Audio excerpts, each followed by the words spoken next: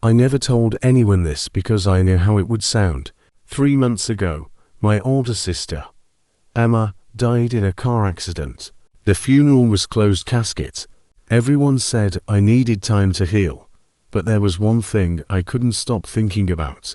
She never replied to my last message.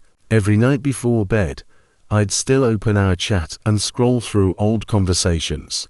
Dumb memes, birthday wishes, voice notes we'd sent each other when we were too lazy to type. One night, at exactly 3:17 a.m., my phone vibrated.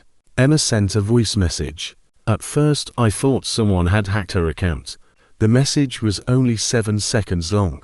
I pressed play. Static. Then a whisper. "Don't let him hear you." That was it. I froze. The timestamp showed it had just been sent. I called my parents immediately. Her phone had been buried with her. The next morning I convinced myself it was some kind of glitch. Maybe delayed cloud syncing. Maybe a server error. Anything but what my brain kept suggesting. That evening another message arrived. 9 seconds. I listened. Heavy breathing. Then he's pretending to be asleep. I looked toward my bedroom door. My roommate, Jake, had gone to bed an hour earlier. His door was slightly open. Everything was quiet. I laughed at myself. I actually laughed. Then I noticed something. Jake snored every single night. Always. The apartment had never been completely silent before. I walked into the hallway. His room was dark. I whispered his name. No answer. I pushed the door open. The bed looked occupied. A shape was lying under the blanket, facing the wall. I sighed in relief. I was about to leave when my phone buzzed again. Another voice message.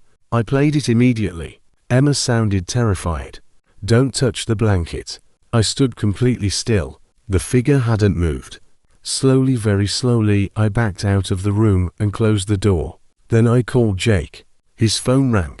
Not inside the apartment. Outside. Behind me. I turned. Jake was standing at the end of the hallway, still wearing his work clothes, holding grocery bags. He looked confused. "Dude, why are you staring at me like that?" I couldn't answer. Neither of us said a word. Together we opened his bedroom door. The bed was empty. The blanket was perfectly flat. No one had been inside. Jake moved out 2 days later. I didn't blame him. Neither of us ever mentioned what happened. I deleted Emma's messages. Or at least I tried. Every time I deleted them they came back. Always at 3:17 a.m. Always with one new recording. I stopped listening. For almost a month. Then curiosity won. The newest message was 23 seconds long. This time there was no static. Just Emma crying. I found out why it copies people. A pause. It needs someone to remember the original. Another pause. Then once everyone forgets you, silence. A deep scraping sound. Then she whispered the final words. It becomes you. After that, strange things started happening. Neighbors greeted me by the wrong name. People at work insisted they'd never seen me before. Old friends stopped answering my messages. Even my parents seemed different. When I visited them, my mother looked at me politely, like I was a stranger. She asked why I had their family photos. Every picture that once showed me was missing my face. There was only empty space beside Emma. I went to the cemetery. I had to know. The groundskeeper unlocked the burial records.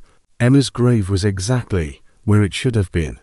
But according to the documents, the coffin was empty.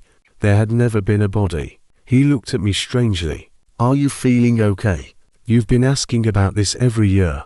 Every year. Emma had died 3 months ago, hadn't she? I rushed home. My apartment door was already open. Inside someone was listening to my phone. I couldn't see their face.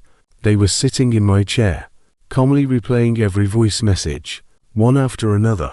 Without turning around, they spoke, using my voice. "You shouldn't have listened." I ran. I never went back. I'm recording this from a motel hundreds of miles away. Every night at 3:17 a.m. another message arrives. I don't open them anymore. The unread counter is now 217. But something changed this morning. For the first time, the sender wasn't Emma. It was me.